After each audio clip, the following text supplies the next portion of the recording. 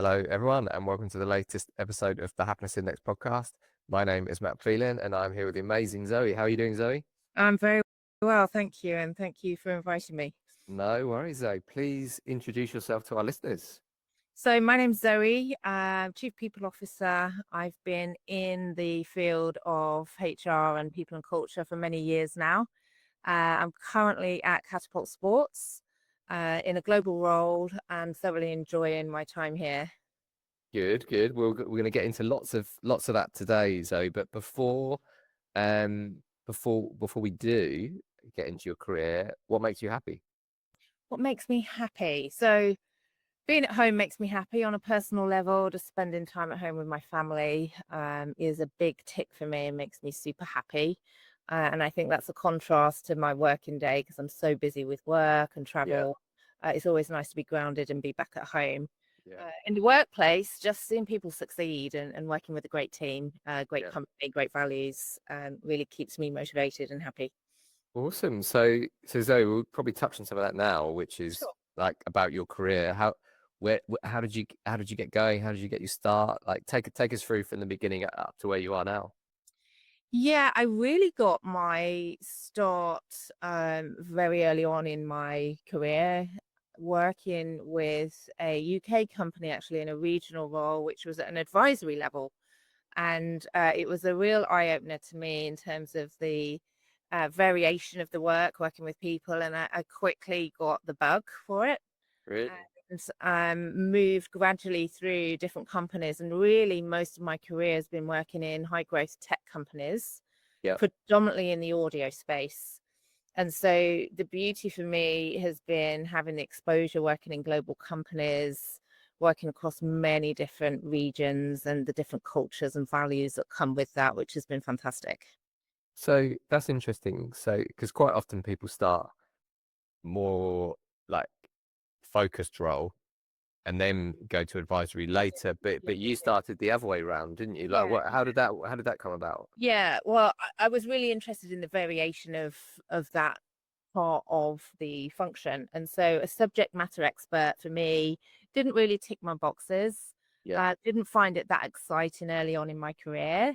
As I've gone through my career, I've dipped in and out of some of those subject matter experts, but I always believe in when you're building your team and bringing people along the journey with you, you've always got people that are better at a knowledge than you are. Yeah. And so allow them to be that subject matter expert so that you can look at the broader range of things. And so I know certainly a lot of CPOs have come out of a very structured vertical, whether it be talent, whether it Yeah. be learning and development as a specialist or compensation. But I just like the variation of being able to dip into all of those, but still have the broader reach. Yeah, I love that. How do you one thing that I hear from people who they say they like the variation when they're talking about their careers, Yes. but the challenge they say with that I've had friends and colleagues say is they find it hard to context switch. And I find that hard. Like I like variation, but I like the fact that I'm just totally involved in the happiness index and trying to work through like these challenges around culture and performance. Yeah. But I find it hard as well. Like if I go in and advise another company, like 1 minute I'm here talking about the happiness index, then it might be a sports organization that's totally different. Have you got any tips on context switching? You have to like it. You have to be adaptable to change and be able to wear a lot of different hats and spin a lot of different plates. And if it's not for you and that brings you a level of anxiety, then stick to what you're best at and stick Yeah, to that subject matter expert. But for me, I love it. I like that change. I'm a bit of a change junkie. yeah, I like the variation, and so it suits me. that's But great. the type of industry you go into, like I know public sector's not for me. I know Yeah, the red tape's not for me. I'd get frustrated. I don't want everything that's shiny and glossy on the shelf. yeah, Want something a bit scrappy and broken where you can have the vision and make the change. love that. Else I'd be bored Yeah, quite quickly. And everybody each to their own. Like some people like everything polished and that's yeah. great. It's just about knowing your swim lane. Yeah, I love that. And the other thing, being comfortable with it. It's okay, isn't it? Like Oh, we don't all have to like the same things. that's right. Yeah, and just be respectful of that. Um, so when we did our pre-call, you just said something that I picked up on, that I found interesting, which is you said commercial versus HR minded, and you in your head you had a real clear distinction between commercial and HR minded. So commercial minded and HR minded. Yeah. I thought it was an important point, and I'd like you to bring up what you mean by the difference. Yeah, sure. Certainly for me, and again, this is each to their own, but for me, the most effective leadership for me in the way I operate in the industries I work with is about balancing both. You make the decisions that deliver the results for the company Yeah, and for the people, but it's never at the cost of long-term trust or talent yeah, within the industry. And so you can be the best HR professional and know everything in the book in terms of process, policy, law, but you've got to stay anchored to the people and the culture for the long game yeah, while also being commercially minded. So you could know all of that, but if you can't apply it in a commercial world, where you have to make decisions through the lens of growth, impact on the business, efficiency, market positioning, what's going on externally, it sometimes won't work and it doesn't yeah, gel. And it all comes down to what industry you're in, right? And so for yeah, me, it's really important for me and my team, wherever I am, that we are commercially minded, that we do understand the business and the product, yeah, that we are able to come to the table with solutions which may not be textbook HR, but commercially they get us to where we need to, whilst also having the utmost respect for the people involved. yeah. So let's take a classic example that's happening at Yeah. the moment, Zoe. Every other company I go to is still talking about redundancies. Um, but most practitioners, we've been through that. Many of us have sat both sides of the table of Yeah. it. Yeah.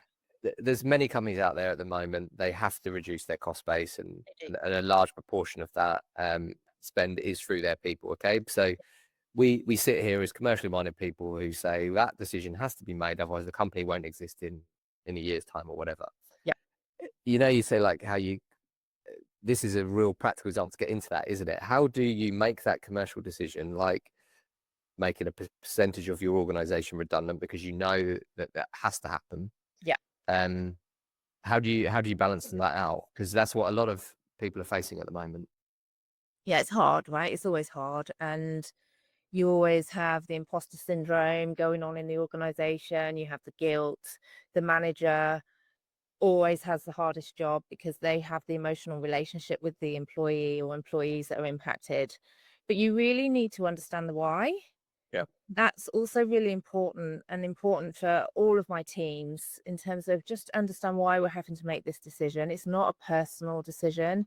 It's not a decision that anybody takes lightly, hopefully, yeah, and people understand why we're having to do what we do. Now, fortunately, as a business, we're not in that position. We're growing. And so we've come out of that period when a lot of companies were hit by making some tough decisions. yeah, It hits everybody in their HR career. You're always going to have to go through that. It's about really bringing the empathy with that, making sure people understand what's going on yeah. and the reasons why, but also not forgetting the people that are left behind because they also carry a huge amount of guilt. And I Absolutely. talk about this imposter syndrome because they think, well, how come I wasn't impacted and how come I secured my job?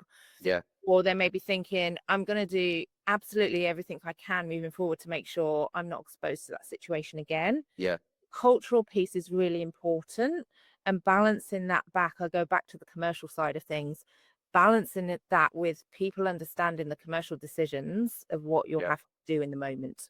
yeah. Absolutely. Great. No, But it's great challenging, advice. it's hard, it's still emotional, Yeah, you sleepless nights before, particularly the manager. It's yeah, really hard.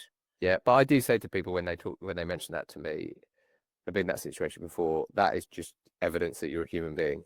Yeah. I think if you get to the point Yeah. where you do just make it without making sleeps, then without losing any sleep. Like, I'm not advocating people losing sleep here, but the fact you've got a conscience and you know that it's the right business decision, but you know the human impact that this person's got Yeah. that's going on in their life. I think that I think overall I would prefer to be working with people that were worried about those decisions and not. I would say Yeah. if you've got a thought on that, Zoe. Yeah, I 100% agree. I think the day you wake up and it doesn't impact you in some way is the day you need to really either Yeah, look in the mirror or think about, is this what you should be doing? yeah, Because you should have a level of empathy and concern about it. It's never a nice part of the job. Never. So onto performance, Zoe. Yes. How can we all be accountable? How are people accountable for their own performance? How can me and you, and how can our listeners be accountable for our own performance? I think it starts with clarity. I think it starts with people really being aware of knowing what's expected from them. Yeah, And that's easy to say, but it's about creating that culture where the performance conversations happen. They're regular, feedback is regular, and there's no surprises. Like, yeah, one thing I will say is, I don't like surprises. We can fix anything if we know about it. Heart, we're not heart surgeons here, nothing's really on fire. We need to yeah. know, no surprises. But I think the same comes with performance. It does start with that clarity and the expectations. And yes, you need some frameworks and guidelines around it, whether that be a competency framework in a very traditional sense. But it's really about making sure the managers have the tools and the know-how to have those conversations with their people on a regular basis. People aren't getting to the end of a quarter, half year, year, and then suddenly they're completely blindsided. Absolutely. And really empowering people to manage their own development. So giving them some tools, having development plans, having the space, the time, the coaching, the leadership, putting all of those tools in place, but also putting some accountability on the individual to own it. I think that point in clarity is super interesting, isn't it? Because we did some content on the difference between being nice and being kind. Yes. And one of the four things, if you look really delve deep into the definition of kindness, one of those things is clarity, Mm. which again, that is the opposite to being nice, because sometimes you might not give someone clarity if you're trying to be nice because you think, oh, it might upset them that this is what I need them to do. But that clarity, that is kindness. Any thoughts on clarity and kindness, Zoe?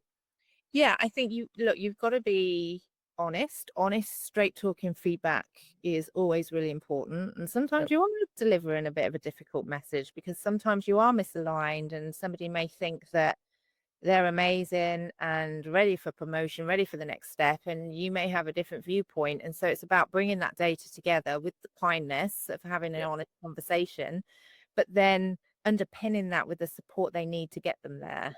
yeah, And the development comes in many different ways. I think long gone are the days where it's just a ladder up. Promotion is seen as success in terms of my development.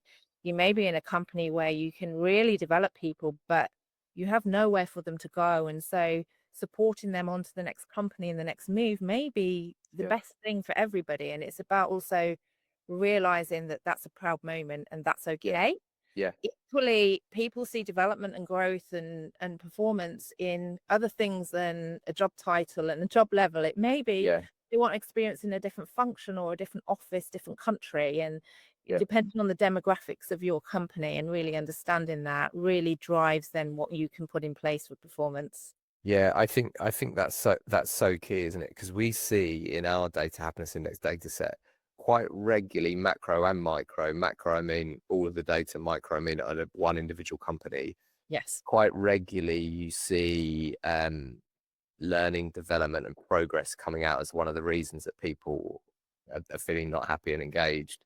And that this conversation always comes up. Like the manager often thinks it's about promotion, whereas what the employee is saying is, I want to learn more, I want an opportunity to grow. But Yep. there's like this thing where the manager's thinking, well, we've got a slightly hierarchical thing here, so we can't promote everyone to be CEO. But actually, when you get into the data, there's lots of employees just saying, I just want opportunities, for example, to learn about the impact of AI on HR, would Yeah. be a topical one. Yeah. A secondment onto something else. Like I say, it may be that you want to experience a different culture, and so you relocate somewhere on an Yeah, assignment. There's lots of different things you can put in place yeah, to help people with their development journey. And there's different things you can try, and sometimes you'll fail. There's different learning tools. We've tried things like LinkedIn Learning, for example, to be able yeah, to give people a breadth of learning that's not just about work. yeah, If they want to learn something personally, which will then come into the work environment.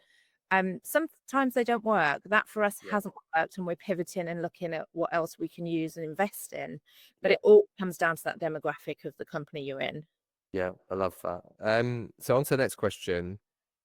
How do you put the fire in the belly of your people? It's a very Zoe phrase. This it's something that came Fire out in in the our belly. conversation. Yeah, Yeah, I'm all for the fire in the belly. I think the day you wake up and you don't enjoy going into work is the day yeah, you move jobs, right? And so I think, yes, you're at work for such a long time in your working day and working week. It yeah, is such a huge influence on an individual. Not every day is going to be a great day, right? Some days you'll think, oh God, like I don't want another day like that. yeah, Or the day is complete chaos and you don't get through what you expect to. But it's really important that you bring that passion and energy in. And so yeah, I've mentioned this before, just showing people the why. yeah, Why we're doing something, getting them excited, making sure they can connect the work they're doing back to their success, the team success, the customer impact, yeah, their personal growth, the company results. Just get that motivation going. It's really important that you follow that thread through for me yeah, and that people understand commercially what we're trying to achieve as a business and how what they do impacts it, yeah, celebrating the wins, yeah, recognizing the failures and learning from them, but yeah, really building that belief in people, making them feel part of something bigger, more yeah, than just their "Oh, I've got to-do list. I'm going to tick it off. I haven't achieved that today. Just yeah, lead it through energy and become contagious and excited. yeah. You know what? I'm really thankful the way you've explained it around context, clarity, and why, because I made a decision quite a few years ago to stop what I call putting fire in people's belly, as in people have to find it themselves, don't they? Yeah, they do. But your job is to frame it to be the thing that they want to go for. But I definitely used to be like the person who tried to motivate people. But what I realized and learned is, one, then it's just your energy put onto them, and it's a short-term solution. It's like when someone wants to leave the organization, if you try and like talk them into staying and get them really excited about it, the minute you're not there, that just strips away. So Yeah, the it's reason, a short-term solution, right? Doing that. yeah, and I just wanted to share that because I think there's a lot of us that do what I was trying to do, but one, you just exhaust yourself Yep. because that energy has to come from the person. But your job as a leader is to frame the why, frame the purpose, give the clarity, and then if someone wants to go for that, that's talking about sport. Like you think of an Olympic medal, that's why that's already framed. It's perfectly framed, isn't it? Like you can make a decision. Are you going to basically sacrifice a serious amount of your life because you believe in winning that medal? But in normal work, it's not that clear, and it's our job to frame that for people to get excited. It is. It is. It really is to frame it. You're right. Um, but again, why do you think passion is important then? Like what you said it, didn't you? Like you've got to want to get up and go. Like why is this influenced by the fact that you're working in sport at the moment, or is this something that has always been important to you, Zoe? No, I think it's always been important to me, and I think that also helps me choose where I want to work. Yeah, And company values are really important in terms of choosing where I want to work. But I think it drives creativity, it drives commitment, yeah, shows that you care, and it certainly fuels the resilience that you need to work in a commercial world. yeah, We're constantly changing, we're constantly moving the goalposts. That's business, right? And so you have to be adaptable to that and you have to be passionate about what keeps people going, what drives the creativity. Because sometimes it does get really hard. You yeah, talk about redundancies, sometimes it's hard. yeah, And so you've got to really get that resilience going. And that, I believe, comes with passion. You can yeah, teach skills, but you can't teach passion. yeah, Back to your point, you stop saying to people, let's do this, that, and the other because they need to find their own fire in the belly. yeah, It's the same with this, they've got to have the passion to do it because you can teach everything else. yeah, But they need to feel heard. They need to feel yes, trusted and seen yeah. to be able to build that passion up. So good. And the thing that I build on that I've observed is when you get someone who's like technically brilliant in their job, but Yeah. they've lost the spark, they've lost the and you can't fix it by just fixing whatever the little thing is. But as a company, as a leader, you're worried about losing that technical element. Yeah. Just to link it back to your point on creativity, every time I've seen that happen and then the person has left, I didn't. I didn't realize, I notice it more now, how much that lack of passion there stifled the team's creativity. And you see it in sport all the time, don't you? Where the star player leaves and then the team get better. And you think it, but when you're sitting there, you think, well, if we lose the star player, how can we be better? But that's the power of like individuals working together to become a team, isn't it? And when you don't have that, as you say, passion, that's something that I've observed. Any thoughts on that? Yeah, I think you're right. I think you also need to be really considerate of people are showing up for work, and sometimes they may lose their passion or their creativity, but you also don't know what's going on outside of work, and they may Yeah, have a whole load of distractions, concerns going on, and you need to come to the table with that empathy to yeah, see if it is a short-term thing you need to support somebody through, or even a long-term issue. yeah, And equally, yeah, sometimes you do see that when somebody's just really not motivated and has lost that spark and lost the interest, when they leave, the team really raise up again. yeah, Because it can sometimes just take one or two people. It brings everything down, brings the yeah, mood down, brings yeah, the appetite down to really deliver and see their best potential. yeah. Um, Thank you, Zoe. The next question I think is the question to ask you, especially when you said what makes you happy. It's around other people's potential. And talk us through how you help someone reach their potential. This is, for me, this is the most important question today.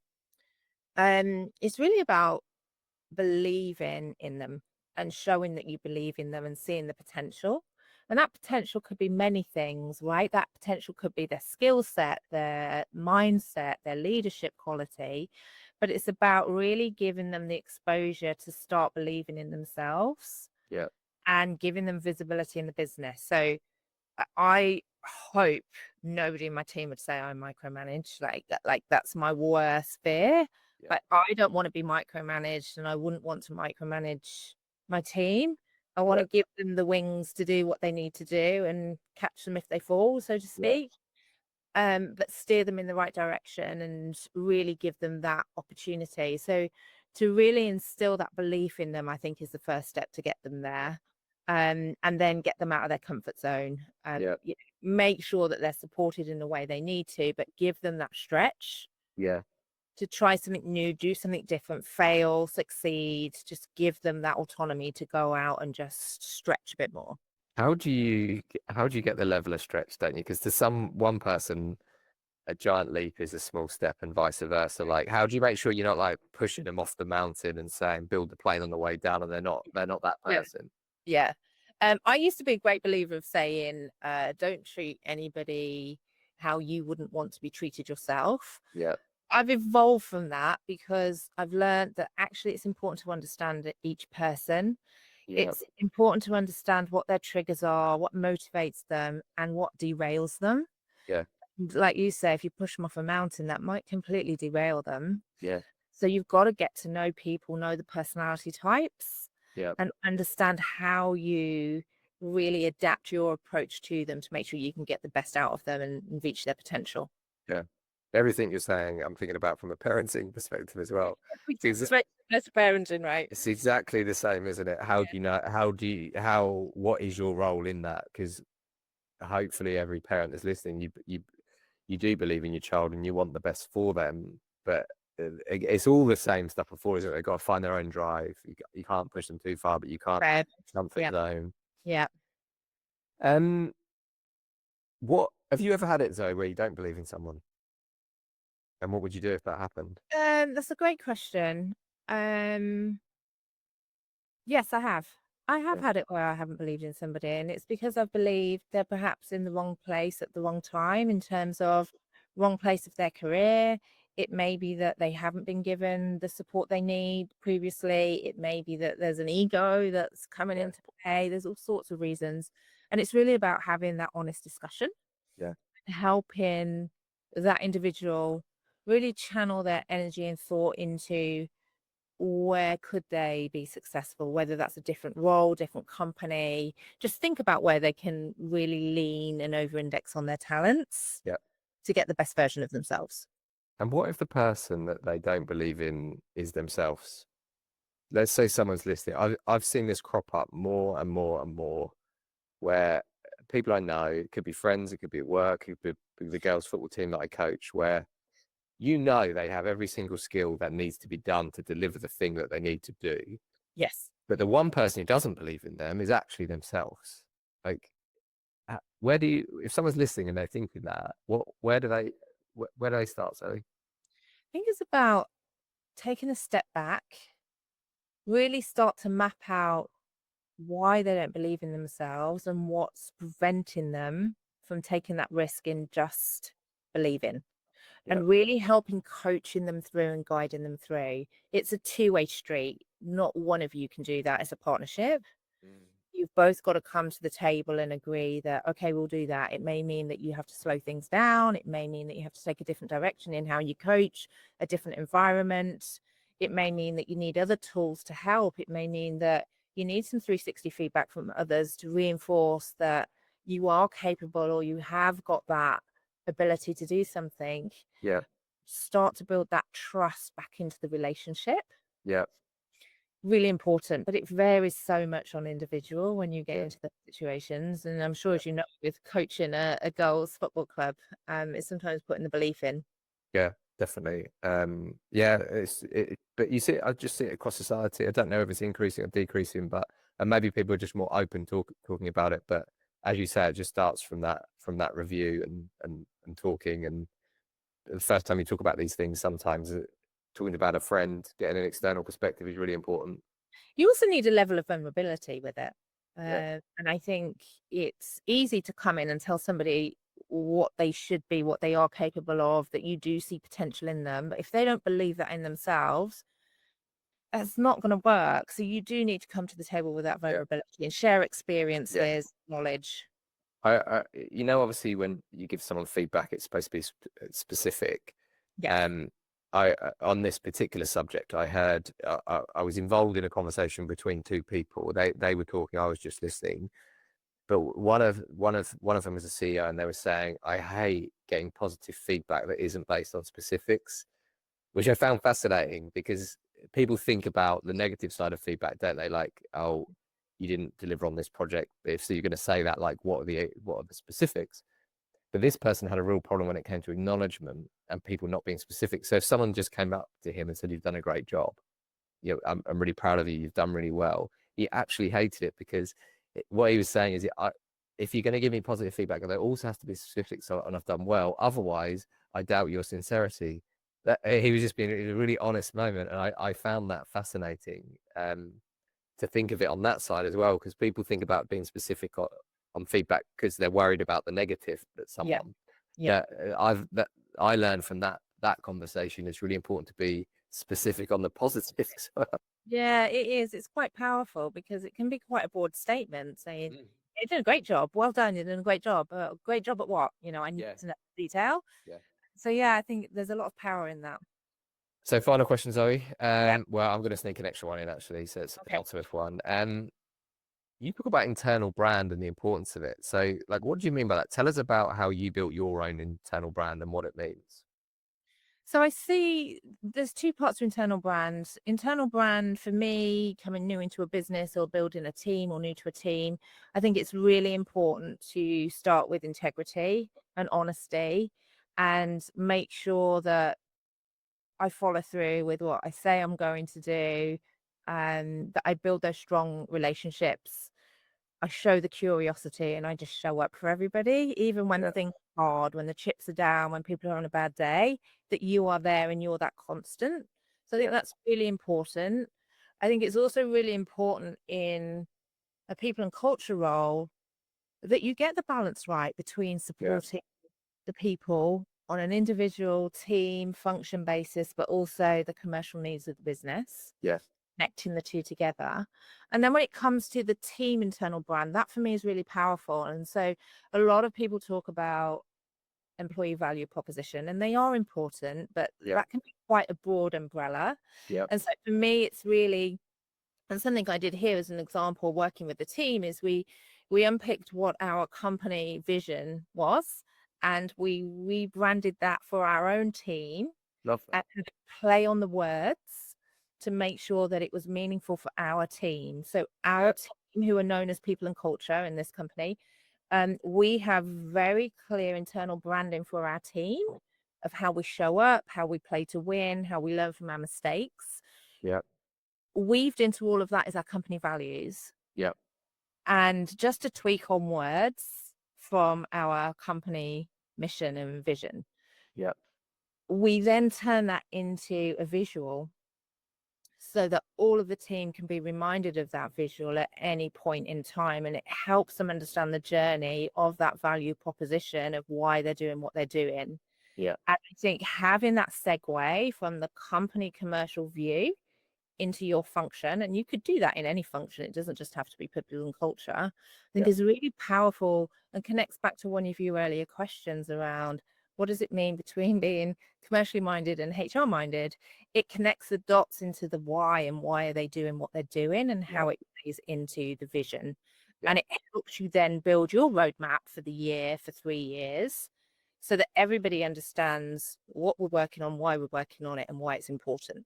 Yeah, the big bit I'm going to pick out of that in the summary is the finding the meaning, Yes. because you see this all the time, don't you? Like if we brought the FTSE 100 and went to their vision and values pages, it'd probably be, it would probably be a generic mush of words that don't really mean anything, and we'd probably find it hard to match it up if we took Yeah. the logo away. But what you're doing in that process is you're taking the words that the company believe in and you're creating meaning for the team to create energy to move forward, to do all the other things you talked about in the other questions. 100%. And the visual helps that it doesn't become a word salad. Absolutely. Does not translate to different cultural areas, different regions. It's one visual. People can Yeah. understand the visual and connect back to it.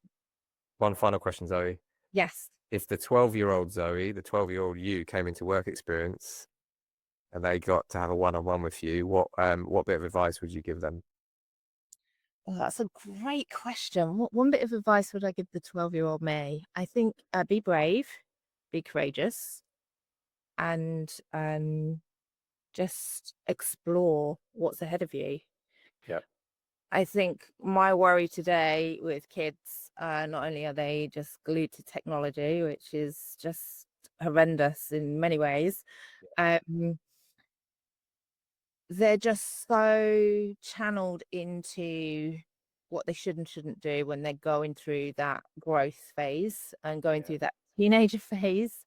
Yeah. And it's big decisions to make as they're going into GCSEs and all the Yeah. examinations. It's a huge burden on them.